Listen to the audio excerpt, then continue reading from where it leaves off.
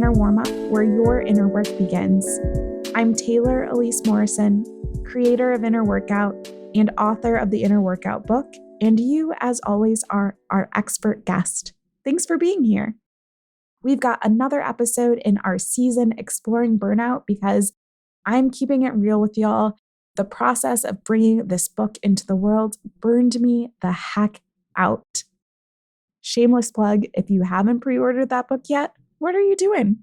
We've got the information in the show notes. You can also head to innerworkout.co/inner-workout-book to pre-order the book and also get a free thank you gift as well.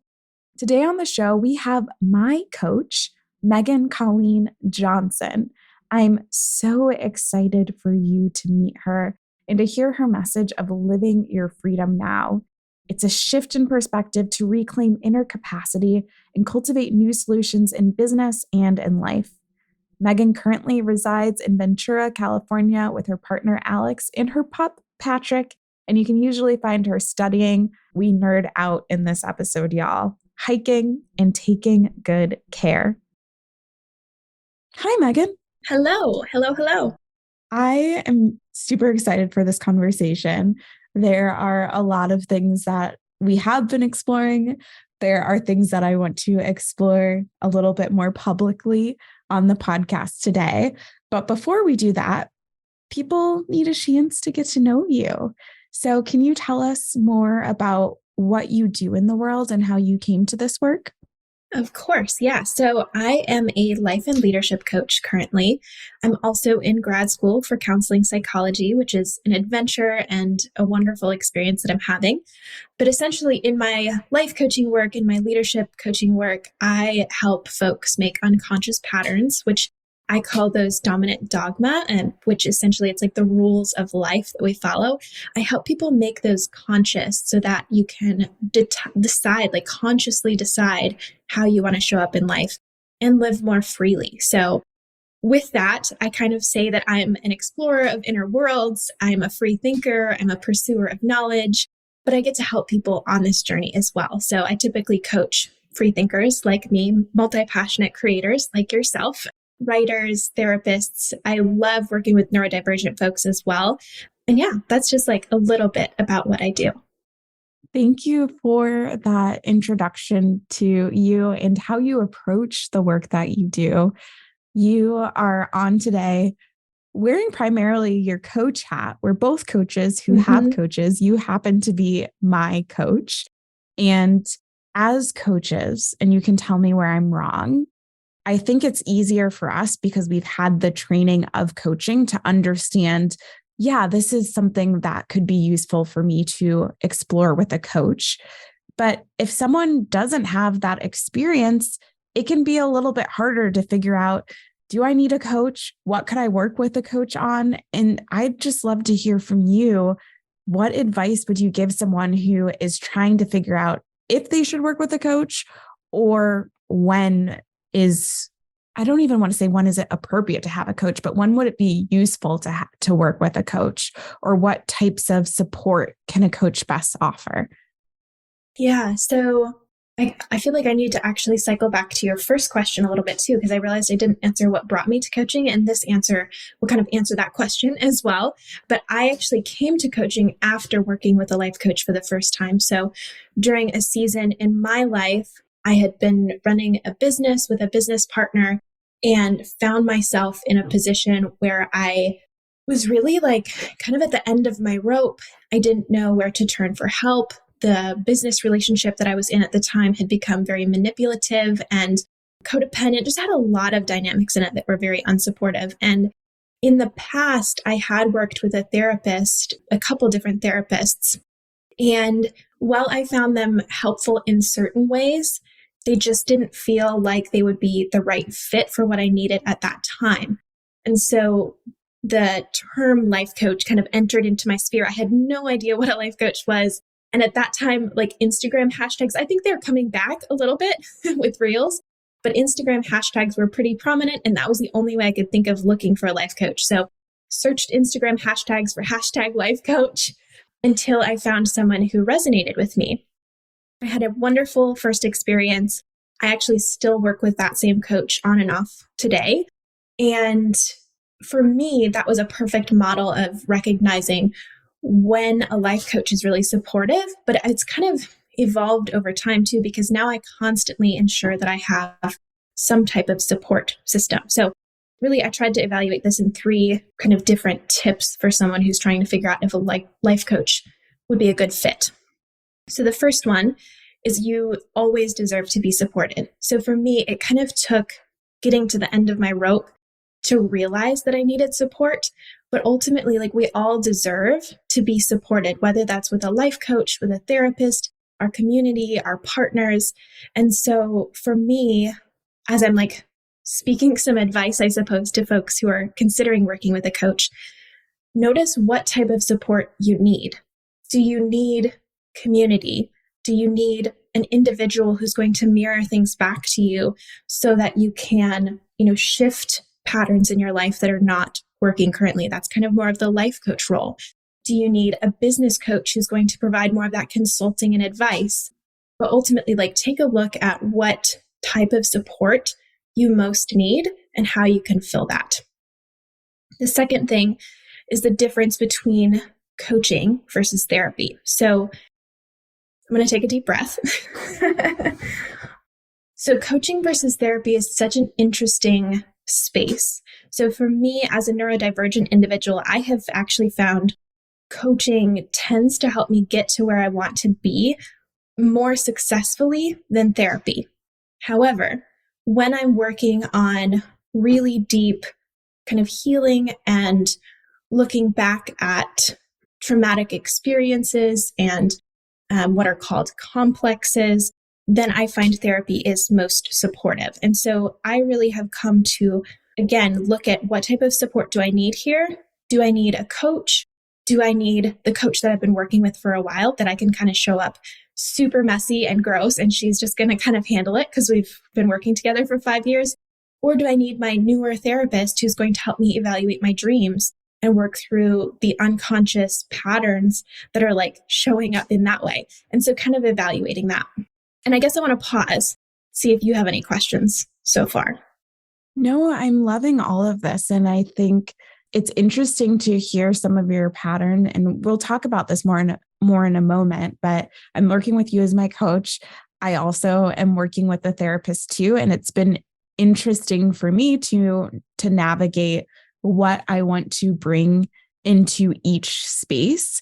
And I'm just reflecting on my own. For me, often I've been trying to have this, is this a therapy question? Is this a coaching question? But what I just heard you say is it's not just about the skill set. It's also about the relationship that's been built there, which isn't a lens that I've been using in my own evaluation. So less of a question, more of just I can start thinking about that too when I'm deciding if I want to talk about it with you or if I want to go through it with my therapist. I don't know if that sparks anything for you, but that's just what came up for me as I was listening.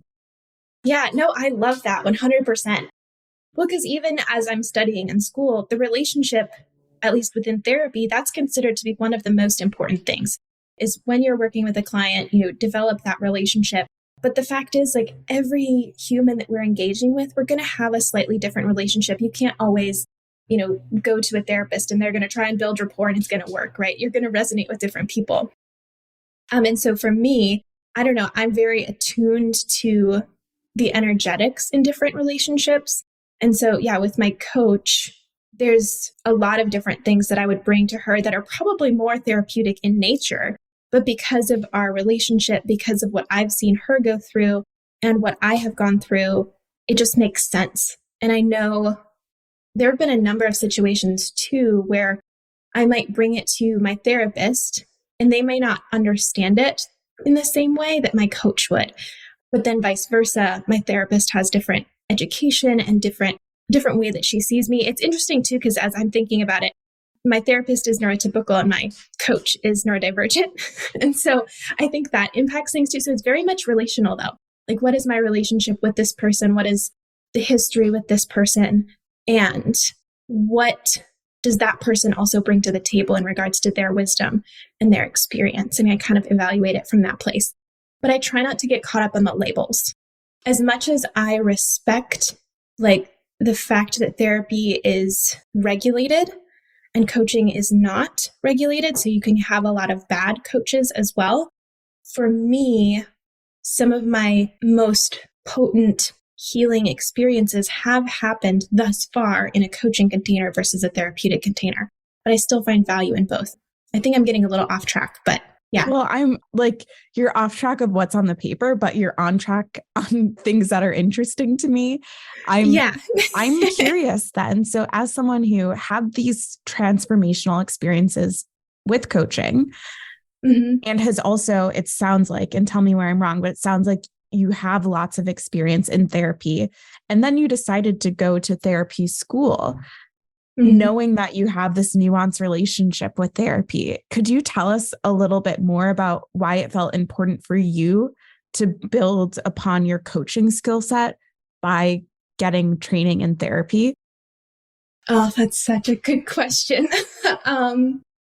So for me, I think it's important to recognize that for me and the way that I work and what I know about my personality is I am very much like a knowledge seeker, and like a depth seeker. Like I'm always trying to take in new information. And I think that plays into it for sure. I also really, really value integrity. And so for me to be coaching someone and to not have the skill set that I technically have the skills to coach someone, through some really difficult things, right? But I want more. I don't know if that's, I just feel like that some of that's just my personality. I want to be extremely skilled at what I'm doing. And I want to be really aware of the dynamics at play for the people that are in front of me so that I can serve them to the best of my ability. I don't take it lightly that when someone comes to me in a coaching capacity or in the future in a therapeutic capacity, like you're messing with their psyche, or you can be. And so like growing up for me, I had a lot of experience with narcissistic abuse, being in a high control religion, navigating relationships with folks who have borderline personality disorder. And so because of those experiences and because of how difficult being in relationship with that and how it does mess with your psyche, I not only recognize what that has done to me, but I recognize how, when someone's telling you something from their life or from their business, your response, it holds weight. And so for me, it feels very important to expand my education as much as I can if I'm going to be holding space for people. Why pursue therapy school specifically? I think to some degree was actually because I have had so many poor experiences with therapy. So I kind of had this like, I'm going to go into the system and I'm going to, I don't know, we'll see if I can actually impact change. I don't know if that's actually, my job or my role to try and do that. But I think that's kind of the initial drive that got me to move in that direction. And in that process, I've also met some incredible therapists. And I think that that's where I have started to take the roles, the titles a little bit more loosely, where you can have really incredible therapists and you can have really bad therapists and you can have really incredible coaches and you can have really bad coaches. Both fields, coaching's unregulated, therapy is regulated. And like, it doesn't matter what field you're in, like there's going to be good and bad of both. Again, I think I got a little off track, but that's kind of a little window into that. I think you ended up exactly where you needed to be. Thank you for sharing that, because that's something that I've been curious about, especially as I'm intentionally building out my support system. And so it's just nice to hear someone who has their foot in both worlds, both from having a lot of experience as a coach practitioner, gaining experience through therapy school, and also being a client in both industries or of both fields. So thank you for sharing that. My original question, just to tie it back for the listener, I was asking about tips for people for when they're trying to figure out if they should work with a coach or when they should work with a coach. Were there any other tips that you wanted to add there, or do you feel like you covered it? Yeah, I do want to speak to the last tip I have. So the first one was you deserve to be supported. Second is kind of looking at coaching versus therapy. And then the third is finding a practitioner who sees you as human. So speaking kind of briefly to this, I do feel like this is one of the biggest things, whether you decide to hire a coach or a therapist or, something else out there, because I'm sure there are other options, finding someone who really sees you as human. And what I mean by that is, in my experience, there are people who they might see you as an opportunity, or they might see you as a diagnosis, or they might see you as, whatever that label is. And for me, the most impactful coaches and therapists are also explorers. And they're people who see me as human first, not as a label or an expectation or a diagnosis.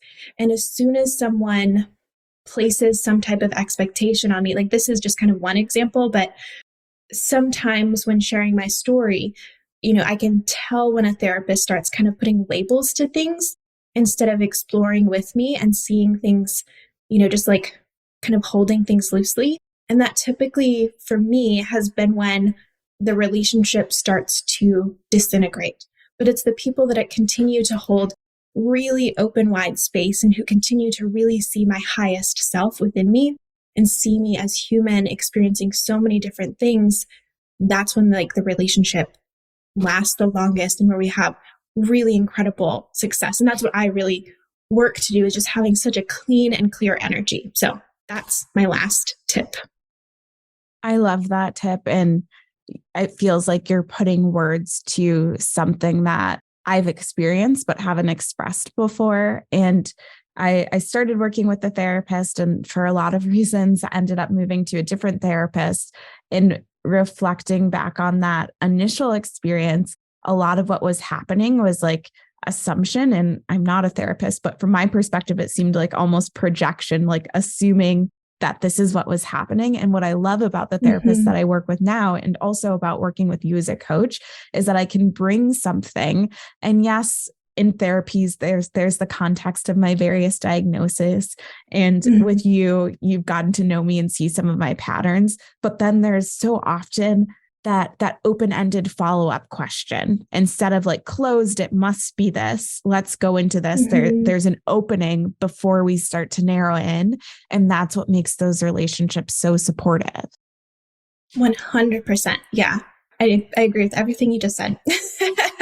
Well, speaking of us working together, I intentionally started building out my support system. You used the word integrity before, and I knew I was in this place where I was having a book coming out on self-care, in addition to all the other things I do in my professional life. And I knew that if I was going to navigate this system, I needed to get support in some ways before I needed it, knowing that the launch was going to be busy. But also, I mean, the season is about how I was burned out.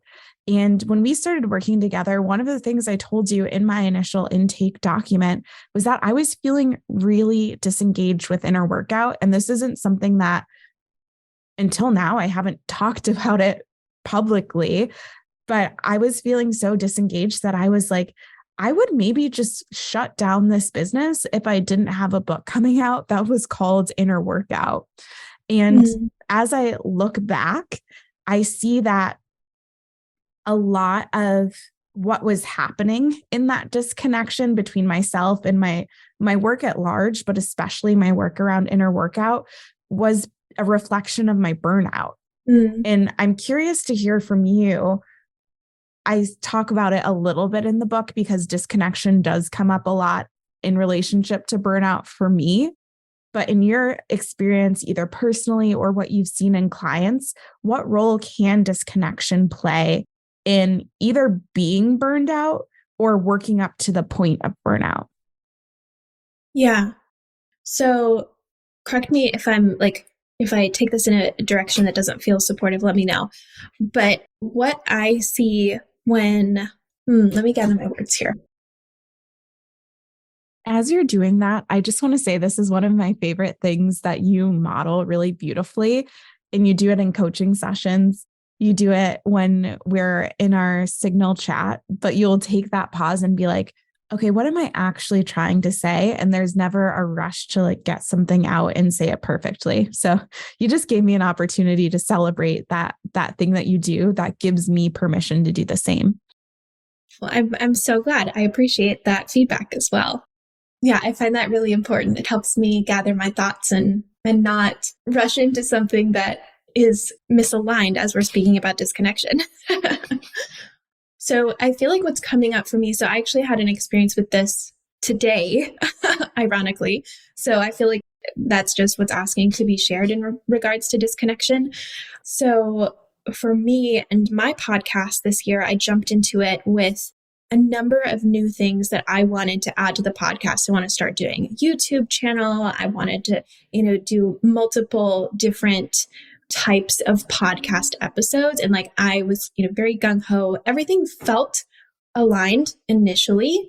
However, for me, what I recognized in the past couple days is that in my alignment with these choices, I had forgotten to also look at my energy and my capacity, especially considering I recently moved and a number of other things. And so as I was working on these different aspects of my podcast, I was feeling disconnected. I was feeling burnt out because that integrity and congruence. So integrity and congruence is I think it's the fourth phase of my 5 practices of freedom. And it's where in my clients and in myself, I recognize as we're, recognizing different patterns in our lives, eventually there comes a point when we have to align our integrity, which is what we value, and then our congruence, which is what is true for us. So for me with this podcast, while I was aligned with the values and that felt like everything was really aligned with the podcast in that sense, the congruence of like what is true for me, well, I'm pretty busy at the moment. I have a full load of classes. I moved recently, so we're still moving in. I have clients and work tasks that I'm, working on, family, working on building new relationships in our new town. Like there's a lot going on. And so for me, what I realized was I myself had now followed my own pathway of integrity and congruence. And that's typically how I see disconnection and burnout being so deeply connected, is somewhere in our system, there's like a lack of alignment with either our integrity or our congruence. So I'm going to pause there and see how that's landing for you. Thank you for sharing that, for being willing to be vulnerable in that way. And yeah, it resonates a lot. There's something at Inner Workout, we talk about our inner compass made up of our mission, our vision, our values, and our definition of success. And what I'm hearing for you is a lot of times we can be headed towards burnout when there's something off about one of those elements, like you said, the integrity or the congruence, and also just the reality that we do have a finite amount of energy. And I know for a lot of people in the inner workout community, we like to just act as if we have infinite amounts of energy. Even if everything feels aligned, that doesn't always mean that we have the capacity to go after it full throttle in this specific moment. And part of that alignment is also it being aligned to our energy, not just like the feeling in our body or we journal about it. We also have to take our capacity into account. 100%. Yeah. I think it's important to just like, this is where self-awareness, I think, is such a huge part of running a business. Because you do have those practical markers in your business. And then also being aware of yourself, being aware of your capacity, being aware of your personal integrity. And like you were saying, as far as with personal capacity, so like I am a manifesting generator. You and I have talked about this a couple times, but I have all of my centers defined in human design, which means I have quite a bit of making capacity. And my brain is like, let's do all the things all the time. But then my body's like, hey, yo, like that's actually not accessible for, the body part. The brain is, that's fine. And so I have to be really mindful of even the different parts within myself, kind of like what you were talking about with, gosh, now I'm not remembering specifically, but you were like I think you said something about body and mind, but for me, I have to be very mindful of the different voices, even within my own system, that communicate. We can do all the things versus, no, we need a nap today. So yeah. Integrity and congruence, that inner compass. And the other thing that I had noted for this kind of aspect of this topic is how this also shows up on a macro scale. Like what we're talking about at the moment is kind of the personal application when we're looking at disconnection in ourselves and feeling burnt out. But I think this is really visible at a much grander scale as well when we look at Mother Earth and the narratives that we're taught, especially in the Western world, as far as extraction and so on. And so I think when we recognize and we tap into that inner compass, we're actually playing a part as well in that much grander picture of living with more freedom, living with more alignment, living with more self-awareness. Yeah.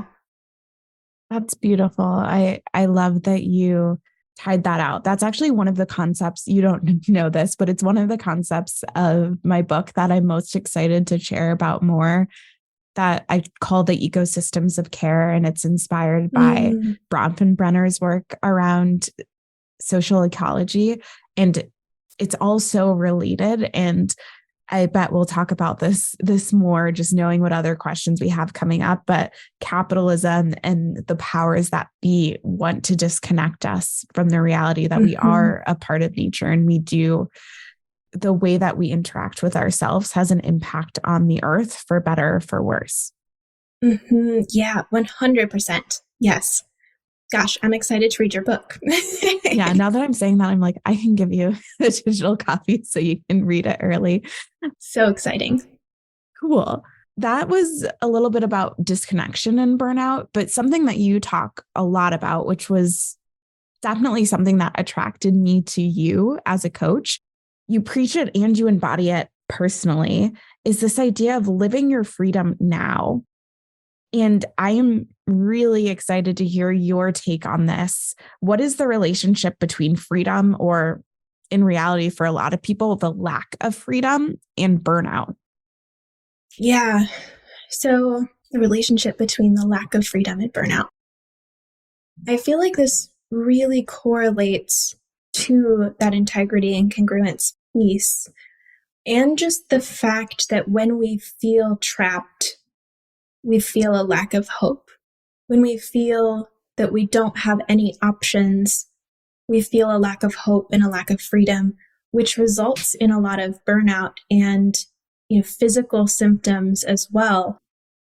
And something that can be really interesting for folks, if they want to dive into this deeper, is also just noticing how neurological development can be impacted. When we look at folks with PTSD and so on, like neurological development is actually impacted when there is a lack of control. So when something outside of us happens and we literally have no control, that typically results in some type of PTSD, CPTSD type of symptom.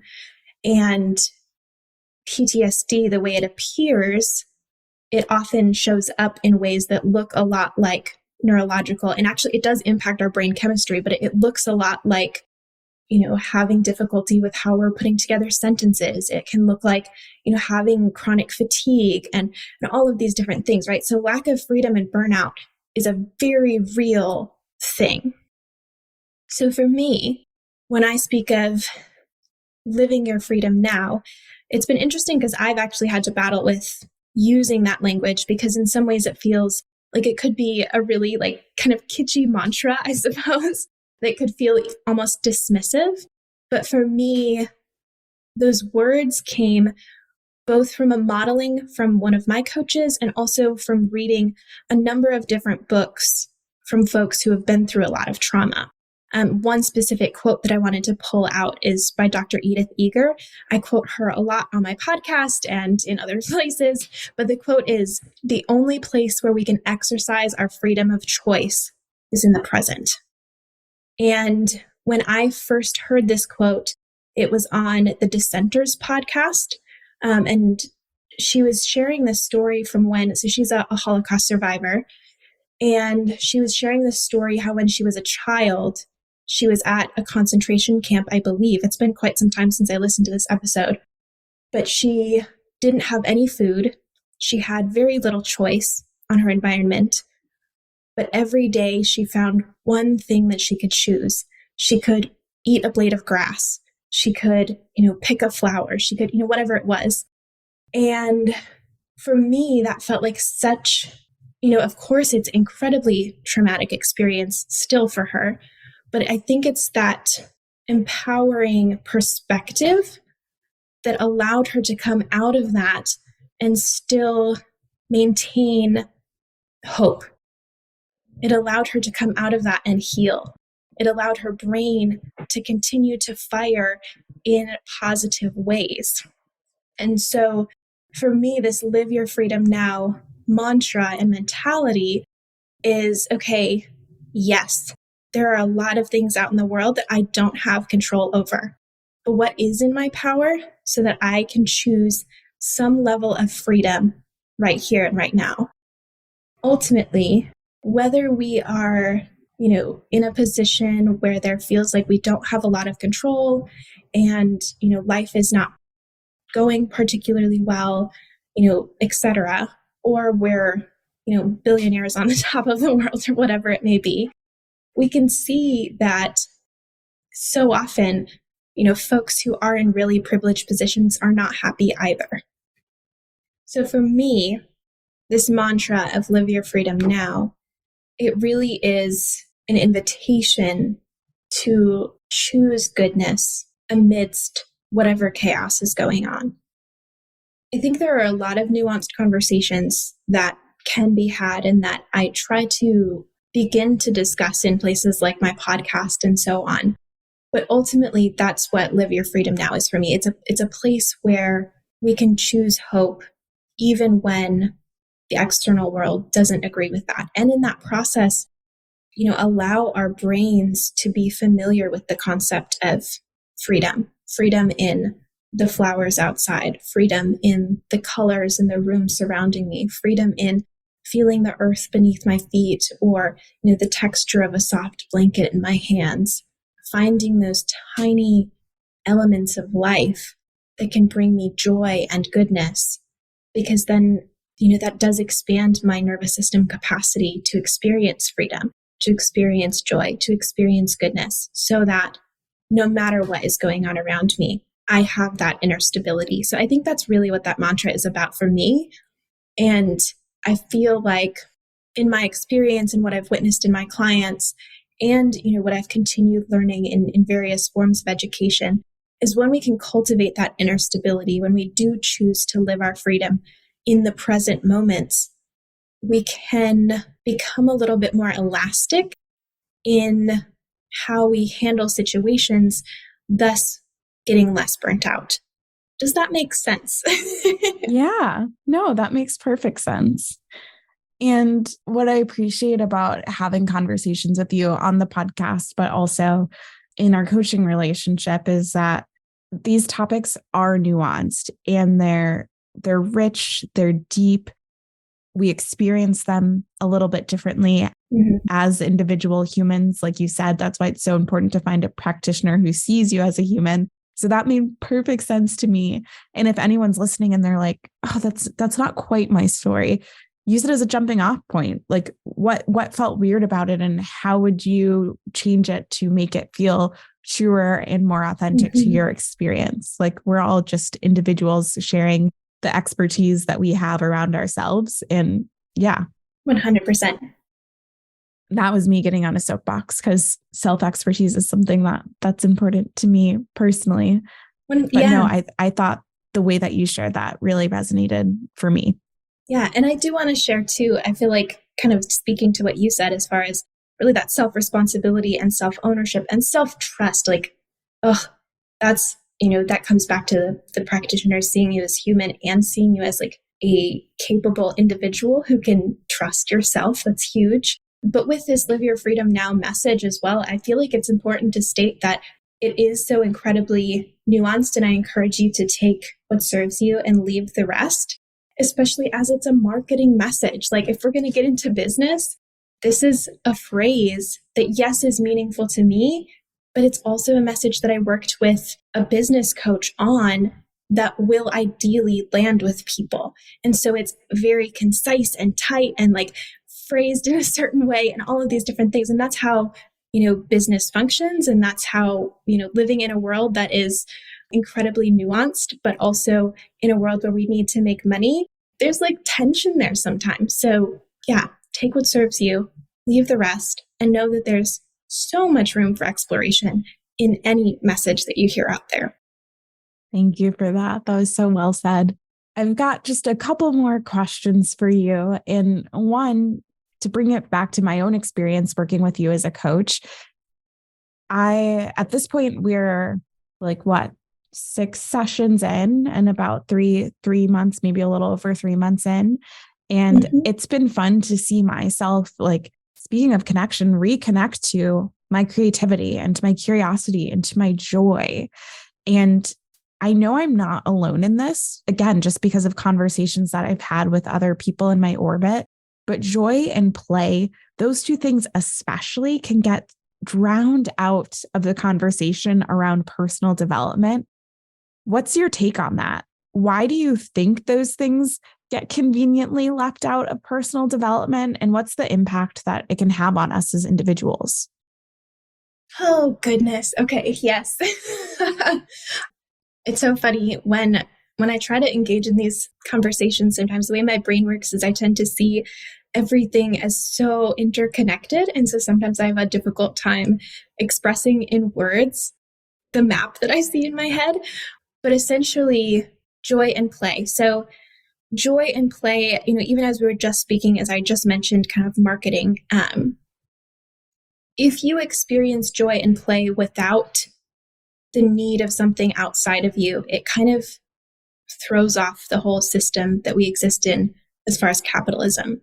And so in order for capitalism to function, in order for growth and production and, the Western world as it currently exists, and as much of the world currently exists at the moment, is it requires you to have symptoms to a degree so you can be sold solutions. And so I think that's where, again, the live your freedom now message comes in, and just like the choosing joy and play in the present moment is crucial to, navigate systems that are not working and that are not functioning, to the benefit of, individuals and the globe. Gosh, lost my train of thought there.